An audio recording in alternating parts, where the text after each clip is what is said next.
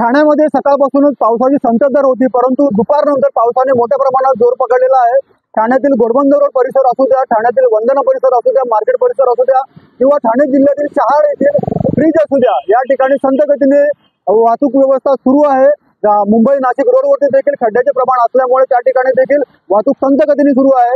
सकाळी पहाटेच घोडबंदर रोड या ठिकाणी गायमुख परिसरामध्ये डोंगरातून पावसाचे प्रमाण जास्त असल्यामुळे डोंगरातून जे पाण्याचा प्रवाह जो रस्त्यावरती जास्त प्रमाणात आला, त्यावेळी वाहतुकीचा खोळंबा झाला होता।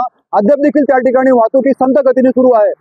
पावसाचा जोर आता वाढल्यामुळे ठाण्यातील वंदना परिसरामध्ये पाणी साचलेले आहे। तसेच आपत्ती व्यवस्थापनाच्या वतीने पाणी त्या ठिकाणून बाहेर काढण्याचे काम मोठ्या प्रमाणात सुरू आहे। मुंबई नाशिक महामार्गावरती वाहतूक व्यवस्था देखील खोळंबलेली आहे। ज्या ज्या ठिकाणी रस्त्याची कामं अर्धवट राहिलेली आहेत, त्या ठिकाणी वाहतुकीच्या कोंडीला नागरिकांना तसेच चाकरमान्यांना सामोरे जावे लागत आहे।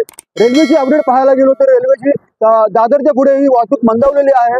तर दादरच्या पुढील कर्जत कसारा मार्गावरील वाहतूक व्यवस्था ही 20 ते 25 मिनिटे संत गतीने सुरू आहे। माटुंगा रोड या ठिकाणी तसेच Matunga railway station, Dadar railway station या ठिकाणी पाणी साचण्यास सुरुवात झालेली आहे। रेल्वेची अपडेट या प्रमाणामध्ये चाकरमान्यांना त्रास होऊ नये त्यामुळे रेल्वेच्या पिवरच्या वतीने देखील सांगण्यात आलेलं आहे की पावसाचे प्रमाण जर का जास्त असेल तर नागरिकांनी घराबाहेर पडू नये, असे रेल्वेच्या प्रशासनाच्या वतीने नागरिकांना सूचना देखील देण्यात आलेल्या आहेत।